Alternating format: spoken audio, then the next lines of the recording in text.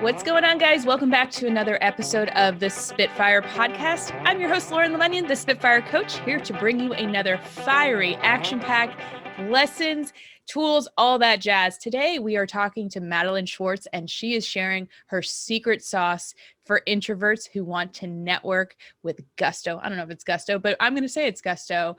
We are talking about a new survey that she conducted about some insights that you may not know about introverts. We are diving in because all introverts are not the same, believe it or not. I can't wait any longer. So Madeline, come on board and tell the people a little bit about you. Hello. So I help introverts and quiet leaders speak up, and I help organizations articulate their vision and lead their teams. And I like to think of my job like cooking. So I give people a recipe to take all of the ideas in their head and put them together in a way that makes sense and tastes good to other people. So let's dive right in. What inspired you to put this survey out? Well, I have talked to so many people over the last year about how they are communicating and how they're networking during the pandemic. And I just find it so fascinating that it really runs the spectrum from people who are avoiding networking like the plague because they don't want to do it virtually. They think Zoom is not going to work and can't imagine how they would meet other people or make valuable connections during this time. And then on the other side of the spectrum, there are people who might have had a lot of anxiety about going out to events and meeting people in person and think this is great that they can network from home wearing their slippers. So that was what gave me the impetus to do a survey. I was also doing a workshop for the Producers Guild of America on this topic and wanted to collect some data ahead of time. Awesome. So what did you find? Well, one of the really surprising things is that it's almost a 50-50 split about people preferring networking in person versus on Zoom. So of the people who answered, 51% prefer in person and 49% prefer Zoom. And I was pretty surprised by that. And the other thing that I found, as far as the breakdown of what people's biggest challenges are networking during this time, 30% have what I would call a conversation problem. So they are getting tripped up with what to say, how to introduce themselves, how to start conversations, how to keep conversations going. And then 46% of people have what I would call a mindset problem. So for them, their biggest challenge is convincing themselves to network it off or feeling like networking is annoying and contrived. They're worried about coming off as transactional, and they might have social anxiety, feel really nervous and underconfident about their ability to engage in networking. So that's interesting because the mindset problem may actually lead into a conversation problem, but they haven't even left their situation to engage to find out if there's other underlying issues. Yeah, and I think mindset is so key. It's a big part of what I focus on when I'm working with clients on public speaking or any other area of communication, because I can give people all the tools in the world, but if they don't change how they're thinking about communication and whether it's something that they fear and they're avoiding, not much else is going to change, or their progress is going to be really slow. So I think that is always a key part of the puzzle. So what do you find as the major blockers in mindset? I think there are a couple different things. So one is feeling underconfident. So that could come from having imposter thoughts, not believing that their story or their experience is valuable, and thus they want to hide in a crowd instead of put themselves forward. And And then I think, particularly for introverts, it can feel like a big energy drain to go out and talk to other people. But I also think, in many of those cases, if they just change how they're thinking about it, it might not feel so draining. So for instance, like a couple of the really interesting responses on the survey that someone said they weren't comfortable with cold calls or outreach to people that they don't know. And what I think is beautiful about networking is if you build up your network, you never will have to make another cold call again, because you can meet people organically and then have a community of people to lean on when you need help. And another person talked about feeling really exhausted when they have to talk to someone for more than 30 to 40 minutes at a time. And again, I just think that's a mindset block and thinking about networking in a really limiting way, because if you find the right group and the right format that works for you, you're not going to have to spend 30 to 40 minutes talking to the same person. In fact, I would recommend that you not do that at an event. Definitely. And I'm wondering if people saw networking as something they could partner with rather than seeing it as this evil goblin that's coming to get them, what that would look like. Yeah. Well, I got so fascinated by the responses from the survey and how many mind blocks people have about it and how negative they might see this activity. And, I had been to events back pre-pandemic where there are events in person. And I remember one event where someone described networking as a dirty word. And I couldn't, right? I couldn't relate to that at all. But I looked up how the dictionary defines networking, and Merriam-Webster defines networking as the exchange of information or services among individuals, groups, or institutions. Specifically, the cultivation of productive relationships for employment or business. And it's such a transactional view of networking that I can really see why people don't want to do it if that's how they're thinking about it. It doesn't sound fun.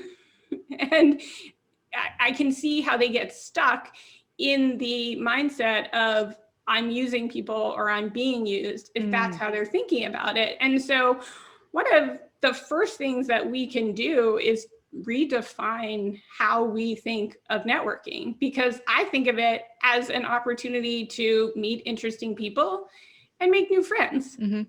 And when I set an intention that I'm going to meet interesting people at every event I go to, it never fails that I meet interesting people. I might eat some bad cheese. I might have awkward small talk.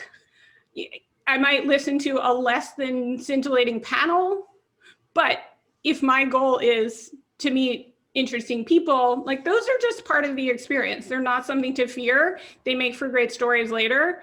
And again, like I've never gone to an event with that intention and not come away with at least one interesting new connection. So I got to ask, who is the most interesting? And you don't have to give them a name, but what is the most interesting description of a person that you met out networking? Wow, I have met so many wonderful people in different areas. There's one organization that I am a very active member of called Elevate Network. And at the first event that I went to, I met the co-founders of an ad agency called Fancy, which is an all women's ad agency. And they were just about to publish a survey about how advertising portrays women over 40. And I was looking to meet people in the creative space, and we became friends, and they later became clients, and I helped them write their first conference talk. And I have so much respect for what they are doing, what their agency stands for, and how they are redefining the face of advertising and talking about taboo topics like women's health and sexual empowerment. I can't wait for the day when that's not taboo anymore. So we're talking about mindset. We're talking about, let's go to the conversation problem. So we've showed up, we're on our Zoom room, or let's imagine that we're in a post-pandemic world and we're out eating bad cheese, not from a communal platter, but maybe we have our own to-go box. What would you say to someone who is just like, I don't know what to say to people. I have no idea how to approach people. I am awkward. Yeah, I think it can be as easy as going up to someone and saying, hi, my name's Madeline. Is it that easy? We overthink these things. As far as starting the conversation, yes, it could be that easy to start a conversation. As far as being able to continue the conversation and not get stuck in dead-end small talk, having a few really good questions in your pocket can be really helpful. So instead of following the script, what do? You can ask people, what drew you to this event? Mm-hmm. What's a new hobby that you picked up during the pandemic? You want to ask questions that spur conversation, and don't be afraid to share something personal about yourself, because if you're just repeating what's on your resume, you might miss on all of the professional topics. But if you share something personal, like I was doing this a networking exercise when I was teaching a workshop to a group of researchers, and they learned so many interesting things about each other, like one competes in Ironman competition, and they didn't know that about each other. So when you share that one little tidbit about yourself personally, it really increases the likelihood that you are going to connect with that person. And once you connect on a human to human level, then you might swing back around eventually to professional topics, and they might have an aunt who can help you with whatever it is that you're looking for. But I would focus first on connecting with people and using your curiosity. And so I think this is a place where introverts have a competitive advantage.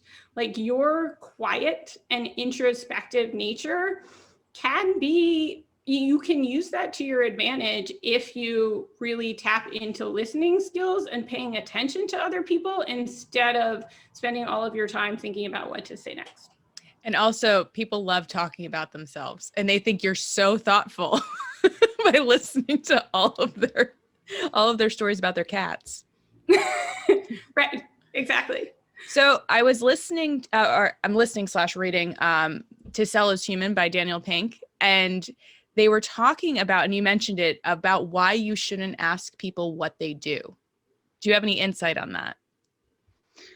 Well, yeah, what I think of, especially right now, is you might run into a lot of people who don't have a job right now. So it can be really limiting to ask people what they do, because they might be networking because they're on a path to redefining what they do and moving toward the next thing they do. And I think of Simon Sinek's talk about when people ask you, what do you do? What they really want to know is why you do what you do. So I think, sharing what you're passionate about as opposed to what your job title is a far more interesting way to connect with people. And then also, when you are having conversations with people who might not like what they do, there are so many other interesting topics that you could be talking about besides where they happen to be employed. Yeah, and I think that brings it back to the transactional approach, because then you get that feeling of, you want to know who I work for, what I do, what I can give you, what leverage I have, what status I have. And in DC, this is like, you could sniff these people out at a networking event, because they're just like looking for the business cards of who's going to give the deal. And it was always the lobbyists. So it would be like, steer clear. Yeah.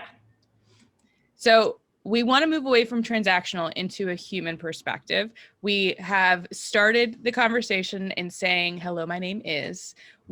And obviously, like, we want to know what people are passionate about, but I think that might be a bit of a leap of like, hi, my name is Lauren. What are you passionate about?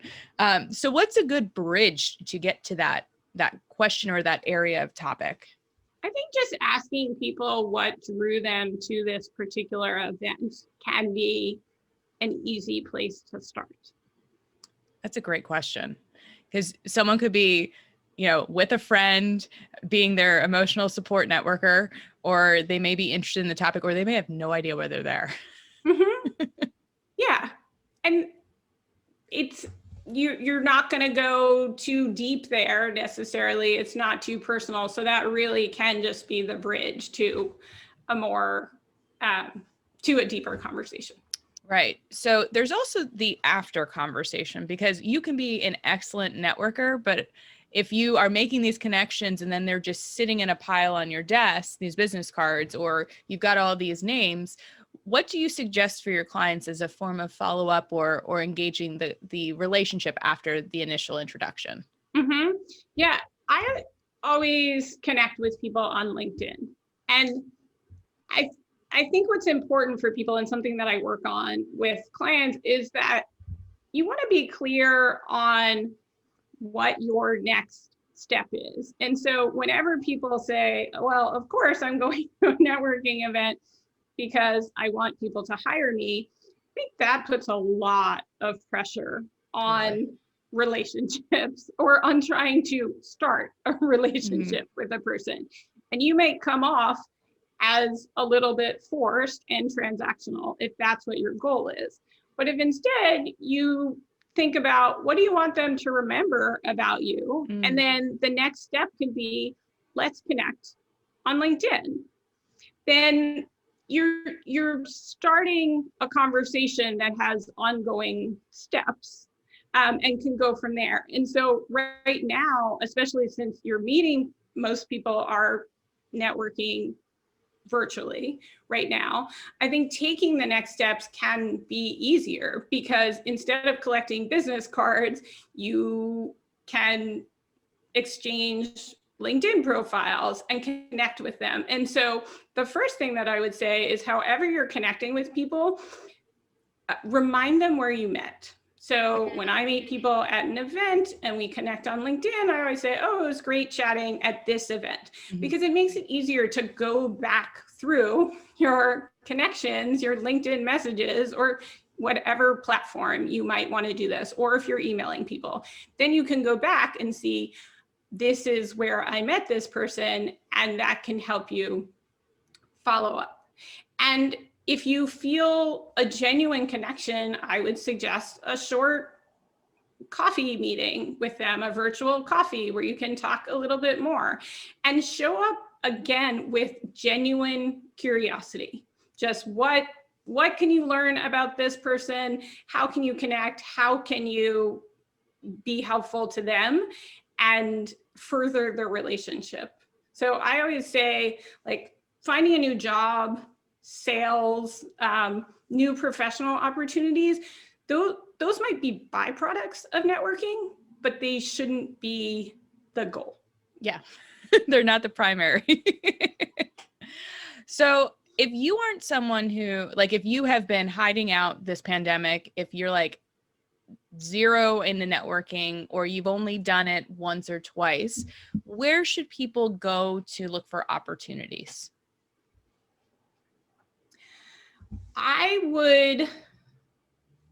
There are a couple of things that I would do. Like, one, if you were part of any groups before the pandemic, I would check in on what those groups are doing now, because the communities that I was active in before the pandemic have transitioned to virtual events.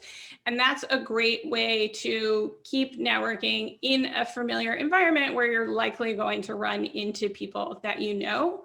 If you don't have that already, what I would say is look on Eventbrite. Look for topics that interest you, or look on Meetup for groups that interest you, and go to a couple of those events. Be willing to try them out, be willing to experiment, go more than once, and look for an event that suits you. Like, not all networking has to be with cocktails in hand. And not all networking needs to happen at 7 o'clock in the morning or at 5:30 p.m. Look for something that suits your schedule and suits your personality. So for instance, when we were in person, I once went to a BNI meeting, the networking groups that meet at 7 o'clock in the morning. And I'm just not an early morning person. That was not my ideal time of day to meet new people. So I decided this is not going to be the group for me, because I can't imagine ever feeling, that I'm at my best and want to meet new people at that time of day. Definitely. Have you heard of Lunch Club? I have heard of Lunch Club. I have recently been getting into Lunch Club, and I did an episode a couple back about how to make friends as an adult, and I suggested Lunch Club, but I'm curious what your experience with it's been. So I have only met a couple of people on Lunch Club. I haven't fully or even close to fully utilized Lunch Club. I have found that for my schedule now, going to events where I can meet multiple people at the same time, like still in smaller groups, where they do breakout rooms where it feels safer for an introvert to strike up conversations. But I have stuck to communities that I'm already part of. But something you said about how to make adults as a friend, it makes me think of taking improv classes.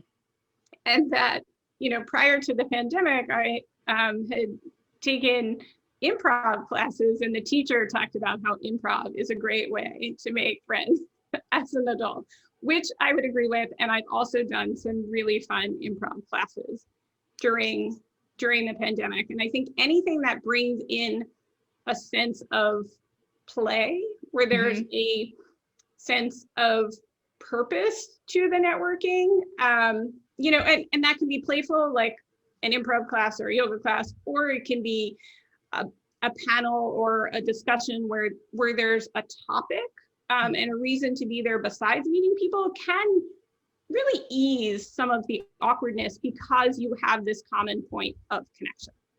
Awesome. So we've got purpose, we have play, we have personalization.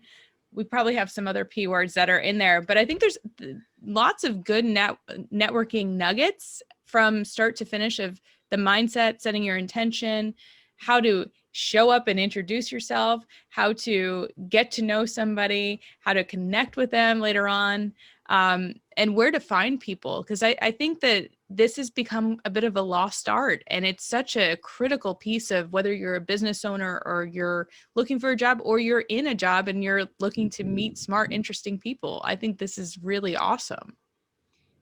I do think it's become a bit of a lost art. The New York Times published an article a few months ago about how social skills can atrophy in adults over this prolonged period of isolation. So it is so important to build in opportunities for human conversation. And it also fulfills this need. And it's been interesting to read a bunch of articles in the last 2 weeks about how introverts are doing 1 year into the pandemic, and that for many, this period of prolonged forced social isolation has increased their desire to socialize. Oh, so we might have more ambiverts then. Yeah, or, introverts, introverts, as you said at the beginning, aren't all the same. They are. So I describe myself as a friendly introvert. I like meeting new people. I just prefer to do it in smaller groups and quiet spaces. I can appreciate that. Honestly, you will have better conversations with smaller groups and less people. You will have less of the small talk about the weather and politics or sports. You're actually going to have interesting conversations. Mm-hmm.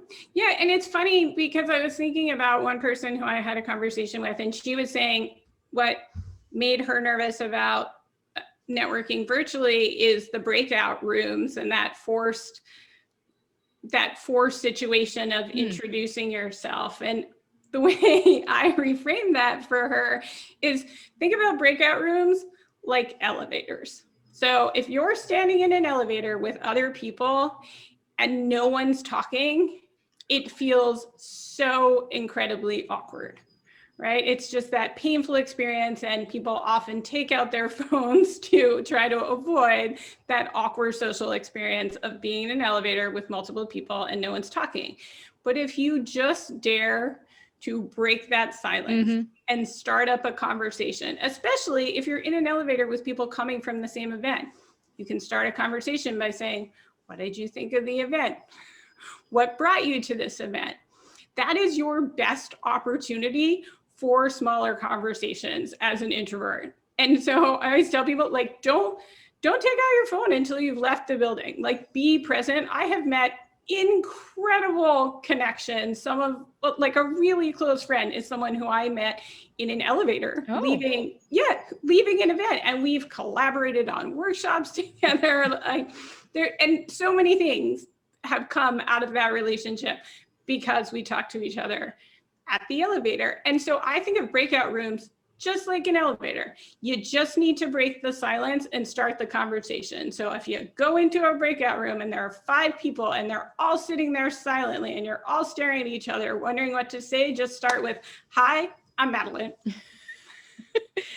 Even when your name's not Madeline. Well, maybe tell them their own name. So true. So true. Well, this has been such a highly concentrated, like, nuggets and tools and like actionable steps for people. And if people want to work with you, if they're like, yes, this is great, I got my game plan, I still can't get past the mindset, what should they do? How can they get in touch with you? They can connect with me on LinkedIn.